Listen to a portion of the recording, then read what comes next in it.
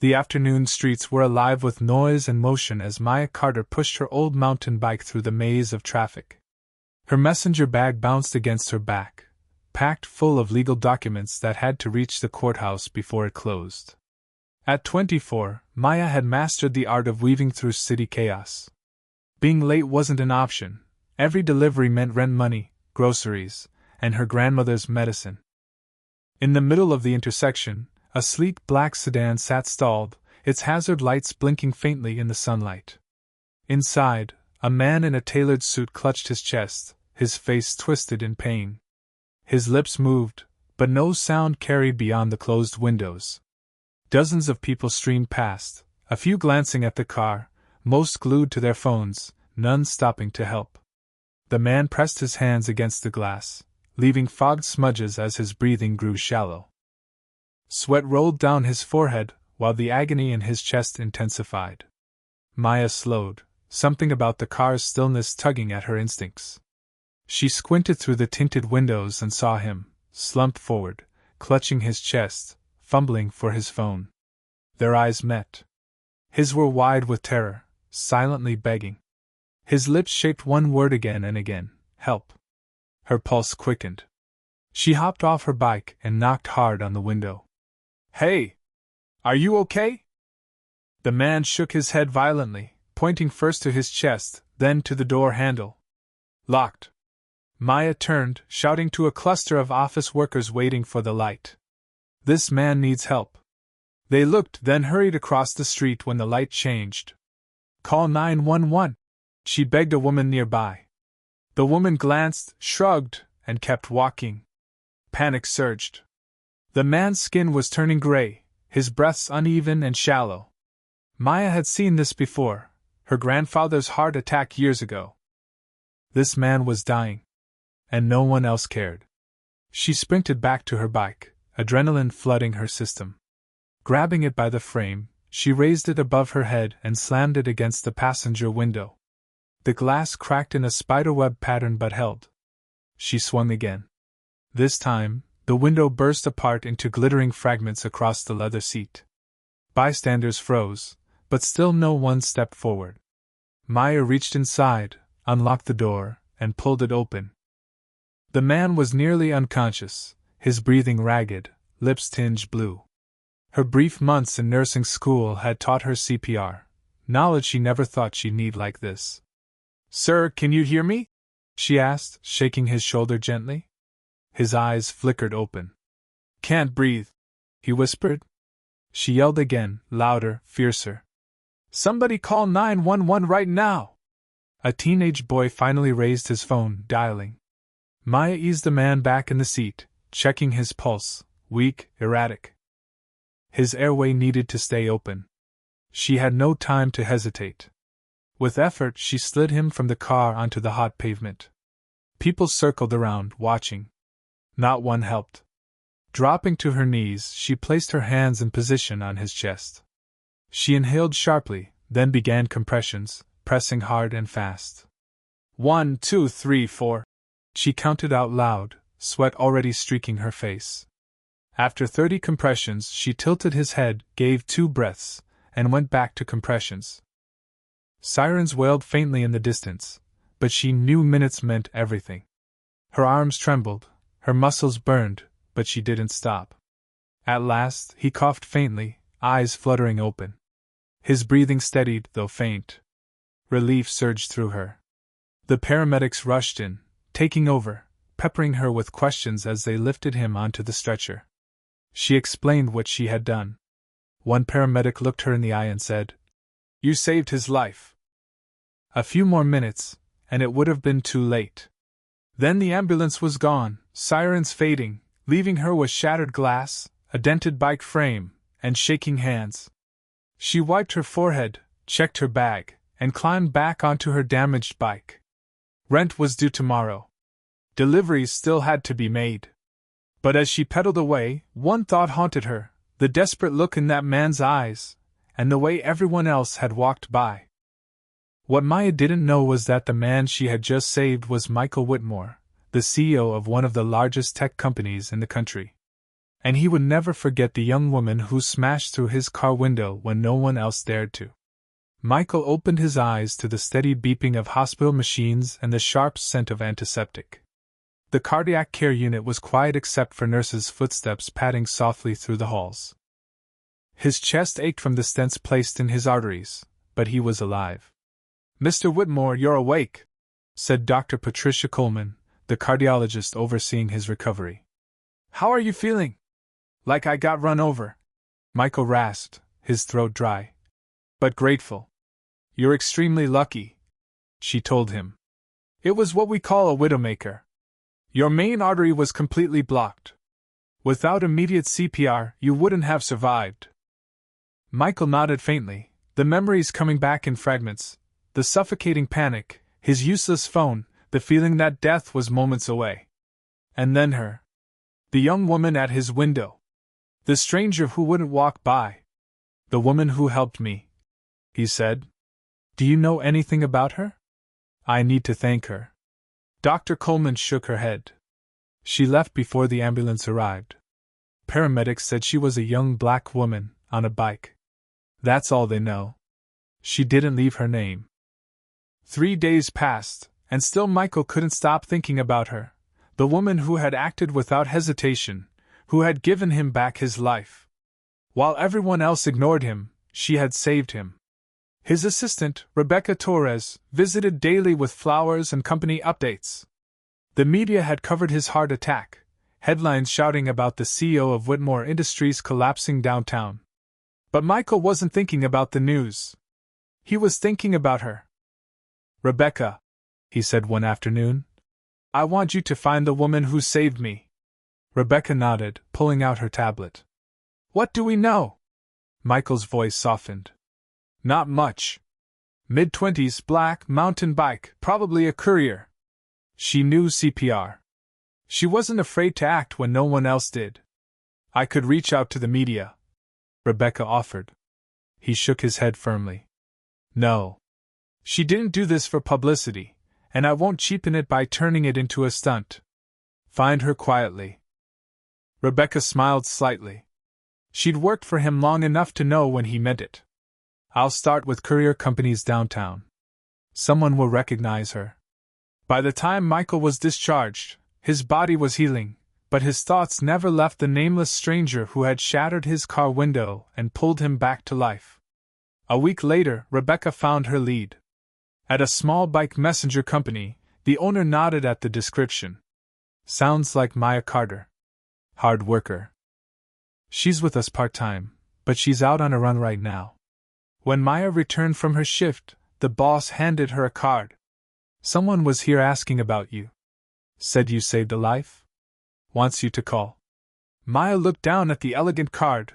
Rebecca Torres, Executive Assistant, Whitmore Industries. The name Whitmore tugged at her memory, though she couldn't place it. That night, sitting at the kitchen table in their tiny apartment, Maya showed the card to her grandmother, Dolores Carter, whose health had been slipping in recent years. "Grandma, should I call?" she asked quietly. Dolores studied the card through her glasses, her voice gentle but firm. "Whitmore Industries is a big deal, honey. What did you do to catch their attention?"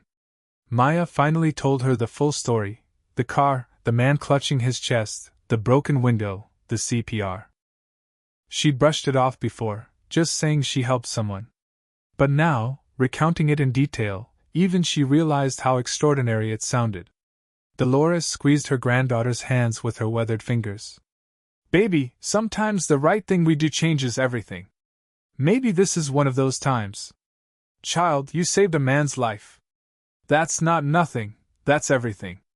Dolores's voice carried the kind of wisdom that only came from years of hardship and experience. She squeezed her granddaughter's hand. "You call that number tomorrow. See what they want. Sometimes good things happen to good people." The next morning, Maya Carter finally dialed the number on the card. On the second ring, a woman's warm, professional voice answered. It was Rebecca Torres. She wasted no time, asking if Maya could meet her for lunch. Her tone carried genuine excitement, and it made Maya's curiosity stir. They met at a small cafe not far from Maya's apartment. Rebecca looked every inch the corporate professional, tailored suit, neat hair, polished confidence, but she smiled easily, and that helped Maya relax a little. Over steaming cups of coffee, Rebecca explained why she was there. "My boss wanted me to find you," she said. "You saved his life. He had a heart attack in his car downtown last week. You broke his window, did CPR. The doctors said you kept him alive long enough for them to operate. He's recovering now, thanks to you. And he's been searching for you ever since he woke up." Relief swept through Maya like a wave. She had wondered about the man more than once, hoping he'd made it. "He's okay?" "He's doing really well," Rebecca said, her smile softening. "And he would very much like to thank you in person." Maya hesitated. She'd grown up knowing that powerful people usually wanted something in return for their gratitude. Still, she remembered those desperate eyes pressed against the car window and how right it had felt to help him. After a long pause, she nodded. "Okay. I'll meet him." Back in his penthouse, Michael Whitmore paced the length of his living room. He had changed clothes twice already, uncertain of how to dress for such a meeting. Through the floor-to-ceiling windows stretched a stunning view of the city skyline, but today, he barely noticed. His mind was fixed on the young woman who had shattered his car window and, in turn, changed his life. When the doorman called to say Maya had arrived, his heart ticked up a notch. He told himself to stay calm. Stress wasn't something he could afford now. Maya stepped off the elevator into marble floors and chandeliers that sparkled overhead. Expensive art lined the walls. She felt completely out of place in her black dress and cardigan, the best outfit she owned. Michael opened the door himself before she could even knock. Taller than she remembered, with silver just beginning to thread through his hair, he looked healthy now. Strong. Alive. "Maya," he said warmly, extending a hand. "I'm Michael Whitmore. Thank you for coming." She shook his hand, still remembering the image of him slumped and fading in his car. "I'm glad you're doing better, Mr. Whitmore. Please call me Michael. And come in."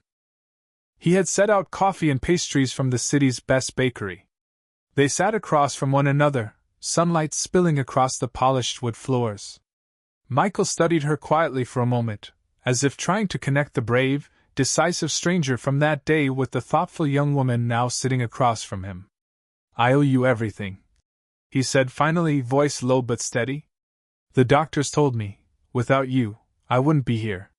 You gave me my life back."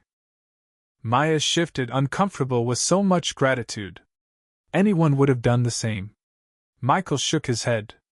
"But they didn't. There were dozens of people on that street, and you were the only one who stopped. That says a lot about you." She lowered her eyes. "I couldn't just walk away. My grandfather had a heart attack a few years back. I learned CPR then. I never thought I'd have to actually use it." Michael leaned forward, his expression gentle. "Tell me about yourself." "Rebecca mentioned you're working several jobs." She hesitated, then, sensing he was sincere, opened up. "I courier part-time. 3 days a week. And I wait tables at Romano's in the evenings. I'm saving up to go back to school." "What do you want to study?" "I started nursing. Emergency medicine, actually. But when my grandmother got sick, I had to drop out. Her medical bills piled up, and someone had to keep the lights on." Michael listened carefully.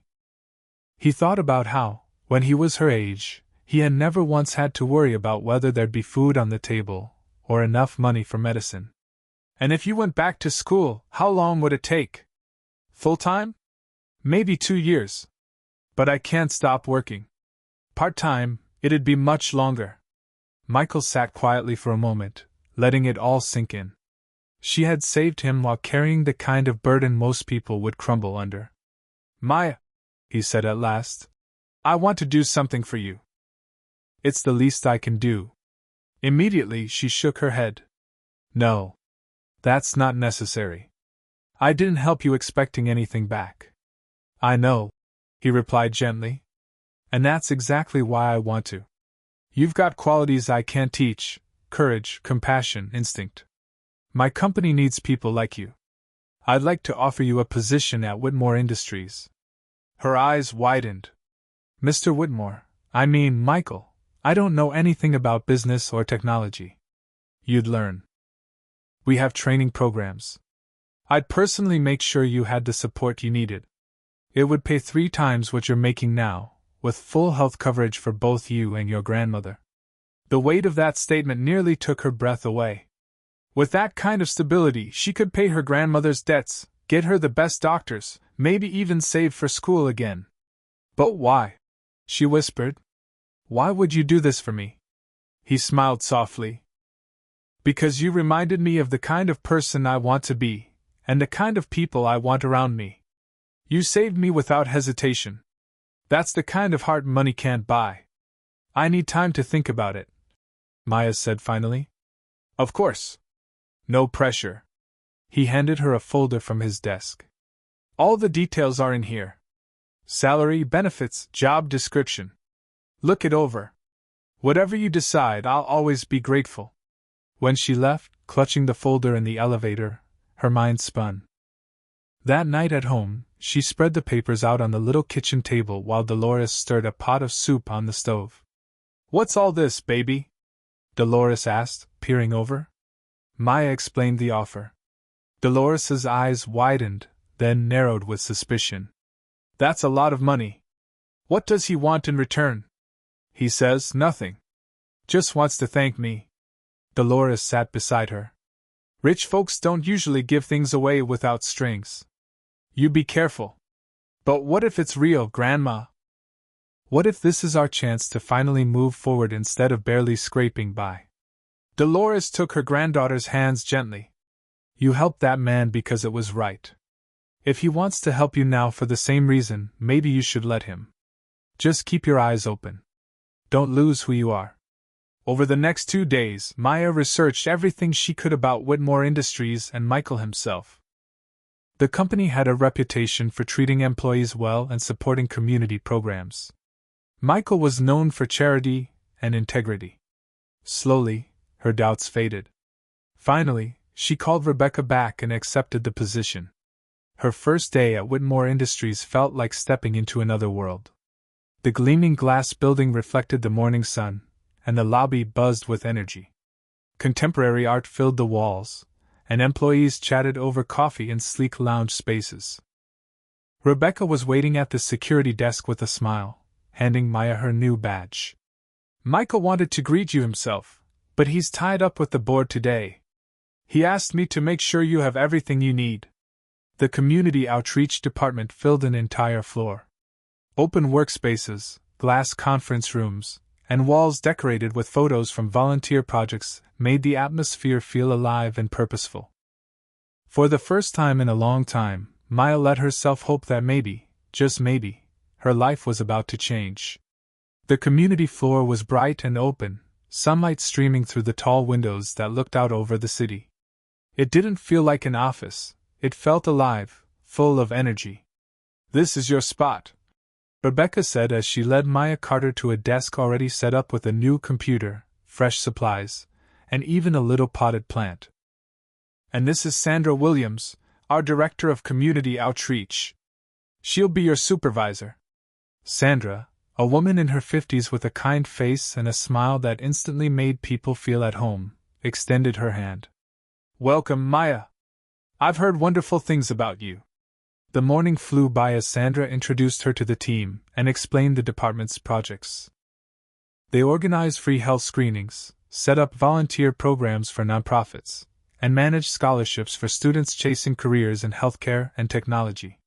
Your nursing background will be a huge asset, Sandra told her. We've got a series of health fairs coming up in neighborhoods that don't have proper medical access. Your experience can make sure we design something that actually helps. Maya felt a spark of excitement.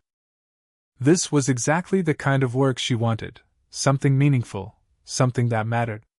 And just as Jonathan had promised, the salary was more than she'd ever earned, and the benefits meant her grandmother's medical needs would finally be covered. On her lunch break, she called Dolores to share the news. It feels right, Grandma. Like I can finally use my skills for something bigger. Dolores, cautious as always, reminded her gently. Don't let all that money and fancy office make you forget who you are. I won't, Maya promised. This is still about helping people. That afternoon, at her very first team meeting, Sandra looked right at her. We need someone to handle coordination for the medical side of the health fair, nurses, supplies, schedules. Would you like to take that on? Maya's eyes lit up. I'd love to. Not long after, Rebecca popped into the room. Maya, Mr. Whitmore would like to see you in his office. Her heart jumped as she took the elevator to the executive floor. Jonathan's office was large, lined with bookshelves and family photos, but not flashy. He looked up from his desk, smiling warmly. How's your first day? He asked. Really good, she said, settling into the chair across from him. Everyone's been welcoming, and I already feel like the work matters. Sandra asked me to coordinate the medical planning for the health fair, which I'm excited about. Jonathan leaned back, clearly impressed. That's exactly why I wanted you here. You understand the communities we're trying to reach. We can write checks all day long, but what really makes a difference is making sure people's actual needs are met. I just want to do a good job. Maya admitted. This opportunity, it means the world to me and my grandmother. Jonathan's voice softened. You're already doing a good job. Just by being yourself. The conversation flowed easier after that. Jonathan listened more than he spoke, and when he did speak, it wasn't with the tone of a boss but of someone genuinely interested in her perspective. Then he surprised her. I've been thinking, I want to be more involved in our community programs. Would it be alright if I volunteered at the health fair? I could help with registration or whatever you need. Maya blinked. You? Volunteer? He chuckled. Why not? I've spent too much time in boardrooms. It's time I spent some of it with the people we're actually supposed to serve. She hesitated. Are you sure? It's only been a few weeks since your heart attack. Dr. Coleman says it's fine. In fact, she thinks it'll be good for me. Less stress, more purpose. Over the next few weeks, Maya poured herself into the project. She called clinics for volunteers, secured donations of medical equipment, and designed educational materials that could be understood even by people with limited literacy. Jonathan stopped by her desk almost every day, checking in, offering encouragement, sometimes just listening. One afternoon, as she walked him through her spreadsheets, he asked, Where'd you learn to organize like this? She smiled faintly. When you're juggling 2 jobs and caring for someone else, you learn quick. Otherwise, everything falls apart. Jonathan thought about that long after. She'd built executive-level skills not in a classroom but in real life, under pressure most people never faced. As the health fair drew near, Maya often stayed late, double-checking supply lists and schedules. One evening, near 8, she stepped into the elevator and found Jonathan already there. Working late again? He asked. Just making sure Saturday goes smoothly. He looked at her with quiet sincerity. Hiring you wasn't just gratitude. It was one of the best decisions I've made in years. You're good at this, Maya. Really good. A warmth spread through her chest. For the first time, she felt like she truly belonged. The health fair took place in Riverside, a neighborhood where most families struggled to see doctors at all. Maya arrived early, clipboard in hand, ready to tackle every detail. Jonathan showed up not long after, dressed simply, ready to pitch in. What do you want me? He asked with a grin. Registration table, she said, handing him a stack of forms. And he did it, without hesitation, without fanfare. For 6 hours he worked alongside volunteers, checking people in, helping elderly residents with forms, even entertaining children while their parents were tested. Most people didn't even know who he was, and that seemed to suit him just fine. The event was a huge success. Over 200 people got free screenings and health education. Sandra sought Maya out, pride glowing on her face. This is the best health fair we've ever had. That's because of you. Maya tried to brush it off, but Sandra wouldn't let her. Don't be modest. This was your vision, and you made it happen. Later, as volunteers packed up tables and chairs, Jonathan found her stacking chairs in the main hall. So, he asked, helping her with the last few. How do you think it went? Better than I imagined, she admitted. We helped a lot of people today. You helped a lot of people, he corrected. This happened because of you. The two of them worked side by side in quiet rhythm, a sense of partnership settling between them. When the last chair was stacked, Jonathan turned with a thoughtful look. I have an idea. There's a little soul food place nearby I've always wanted to try. How about we celebrate with dinner? Maya hesitated. Dinner felt personal. Different. But her stomach rumbled, and she had to admit, she enjoyed his company. Okay, she said. But I'm buying. It's my neighborhood, my event. Jonathan chuckled. Deal. The restaurant was small and full of life, checkered tablecloths, the smell of fried chicken and collard greens filling the air. The waitress greeted Maya like family, and Jonathan noticed the way the whole place seemed to know her. So, this is home? He asked. 3 blocks from here. My grandmother still lives in the same apartment she moved into 40 years ago. What was it like growing up here? Maya thought for a moment. Hard sometimes. But good. People looked out for each other. When my parents died in a car accident, I was 8. The neighborhood stepped in. Mrs. Patterson taught me to cook. Mr. Johnson across the hall helped me with homework. It takes a village, you know? Jonathan listened quietly, struck by how different her life had been from his own. It sounds like you had something I never had, a real community. She tilted her head. And you? What was your childhood like? His answer came with a small, sad smile. Lonely, mostly. Big house. Private tutors. Parents always working or traveling. Jonathan sat straighter in his chair, his calm eyes sweeping across the long table. The numbers speak for themselves. Our investment in community outreach hasn't been charity, it's been impact. Tangible, measurable, and valuable to the company's reputation and future. Richard Sterling folded his hands, unconvinced. Impact is good, but perception matters just as much as numbers. Investors don't like the idea of blurred lines between personal lives and business decisions. You must admit, Jonathan, the timing looks questionable. Ms. Carter appears, programs expand, budgets grow.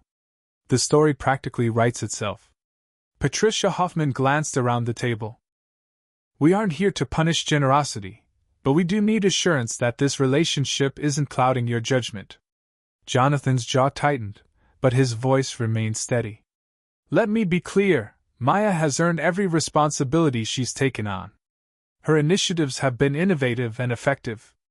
Yes, she saved my life months ago. Yes, I admire her deeply as a person. But her professional success here is based on results that you can all see on paper. A ripple of silence moved through the room.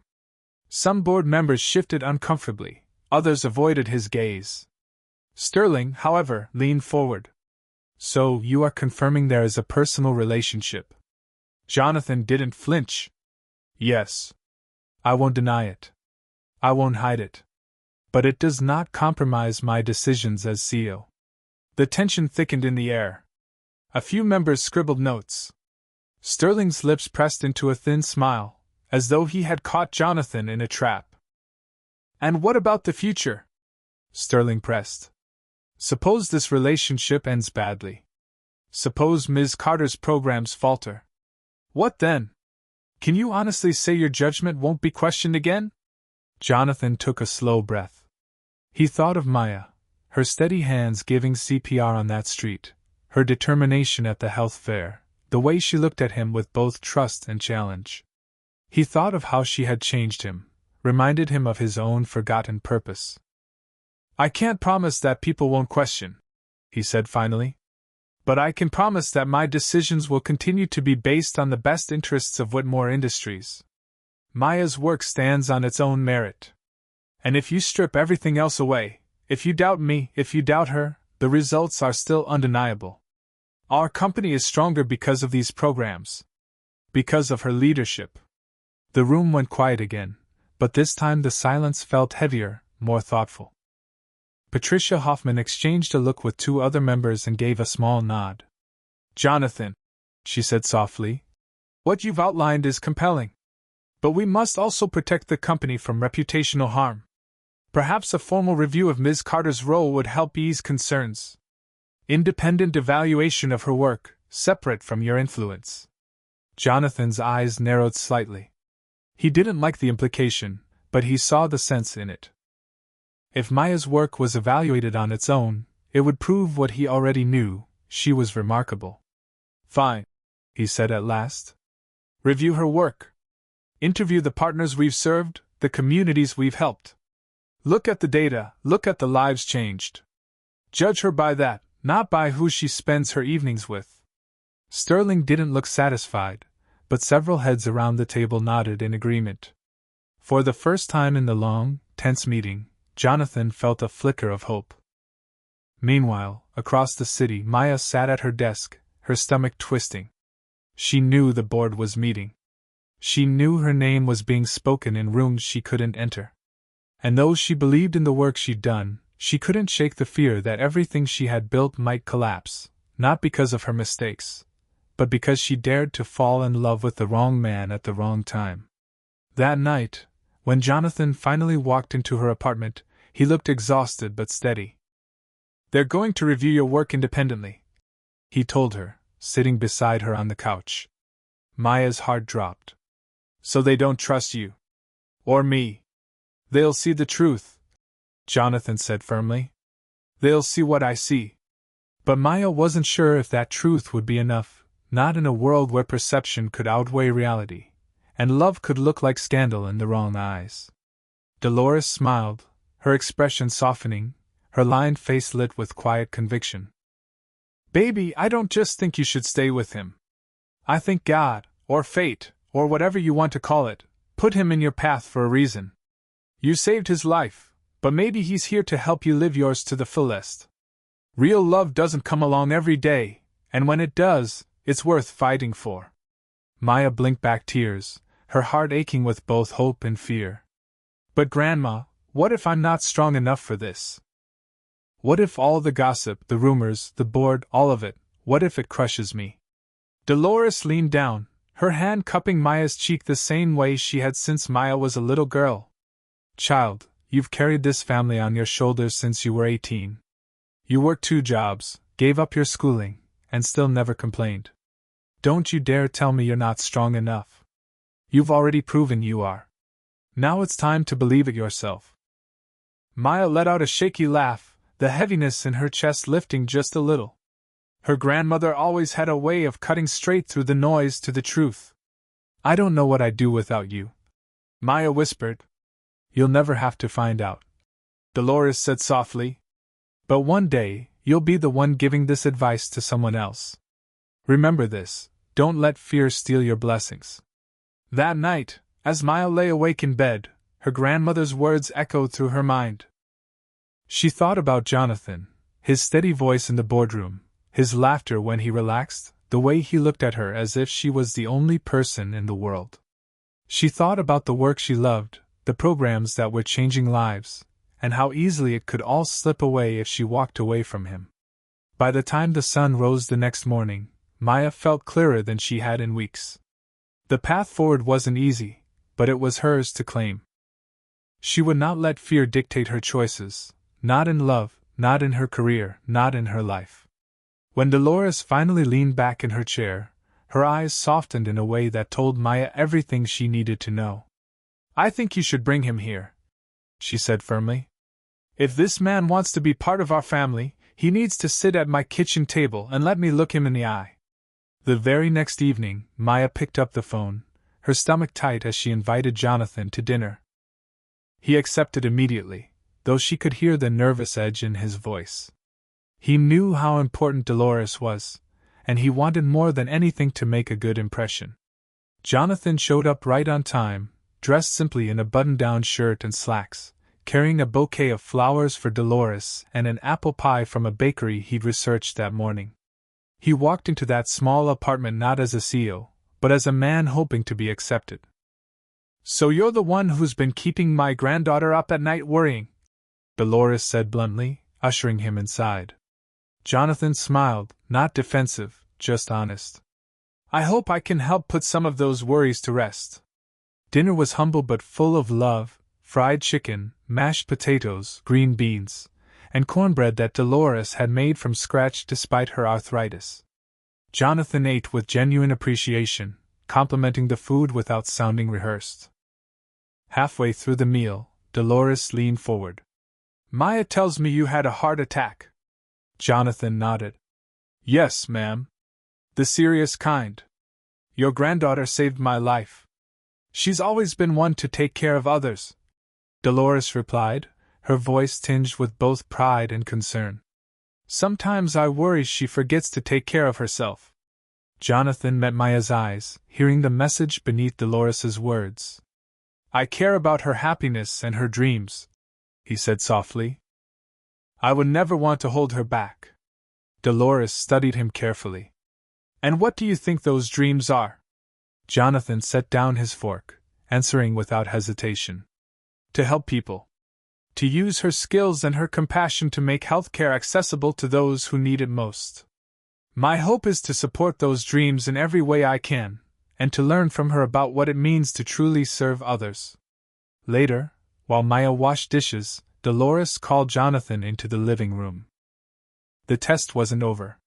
That girl is my heart," Dolores said plainly. "I've watched her carry burdens that should never have been hers to carry. I can see you love her. But do you love her enough to fight for her? Even if it costs you everything?"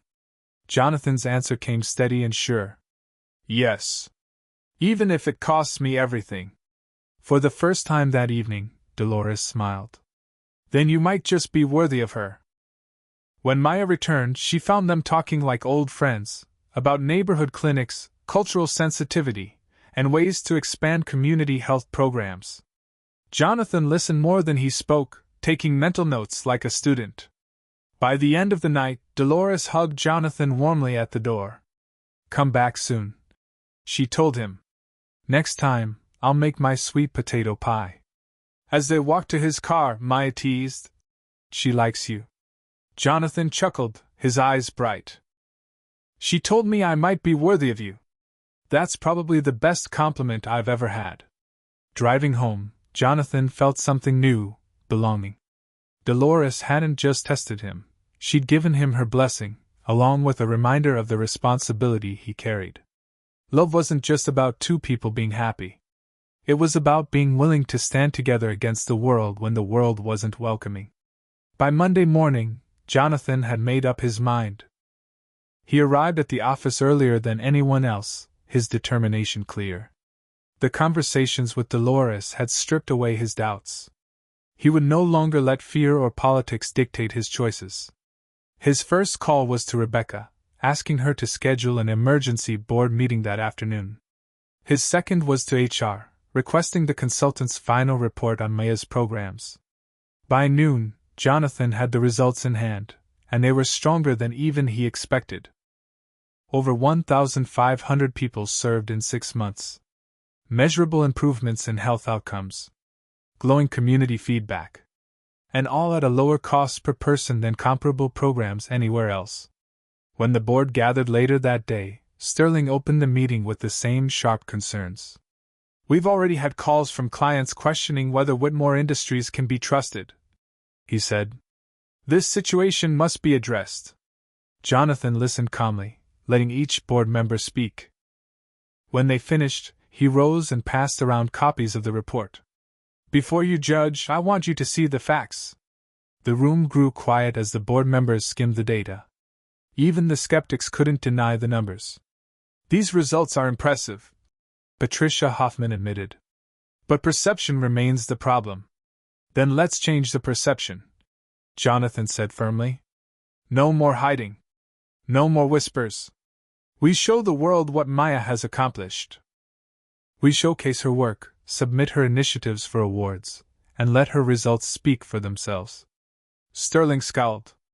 "That could bring more scrutiny, not less." Jonathan's voice didn't waver. Or it could prove what I already know, that Maya Carter is one of the most talented leaders this company has ever seen. And I'll go further than that. Maya and I are engaged to be married. The boardroom froze. Some gasped. Others exchanged glances. We're not hiding anymore. Jonathan continued. We love each other, and we believe we can do more good together than apart. That's the truth, and I will not apologize for it. For a moment, silence hung heavy in the room, until Eleanor Martinez, one of the longest-serving board members, finally spoke. Maybe this isn't a liability at all. Maybe it's an opportunity. Authenticity matters, and this is authentic. The discussion continued for another hour, but the tide had turned. When Sterling finally called for a vote of confidence in Jonathan's leadership, 10 voted yes, 2 abstained, and none opposed. It wasn't unanimous, but it was enough. Jonathan had their support, and more importantly, he had made his stand for Maya clear. After the board meeting, Jonathan drove straight to Maya's apartment.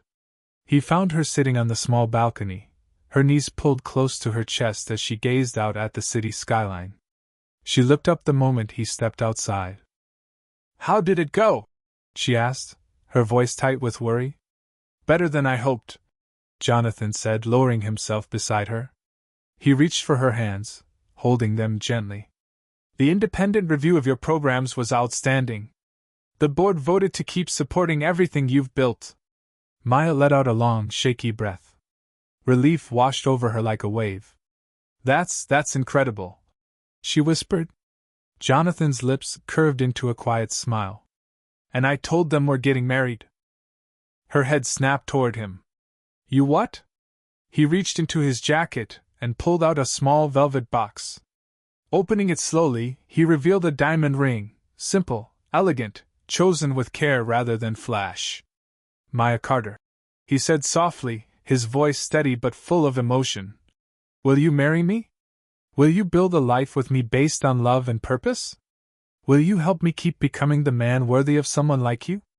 Her eyes filled with tears as she looked from the ring to his hopeful face. Are you really sure? Because once we do this, there's no hiding from the world. I've never been more sure of anything in my life, Jonathan replied. I love you, Maya. And I want the world to know it. Through her tears, she laughed and nodded. Yes. Yes, I'll marry you. Jonathan slipped the ring onto her finger, and when they kissed, the city stretched out beneath them, alive with the hum of traffic and possibility. I have to call Grandma, Maya said breathlessly, staring at the ring. I already did, Jonathan admitted with a grin. I asked for her blessing yesterday. Maya blinked, then laughed again. You asked my grandmother? I know you make your own decisions, he said. But her opinion matters to you, so it matters to me. What did she say? That it was about time. They spent the rest of the night calling family and friends, hearing joy in the voices of those who mattered most.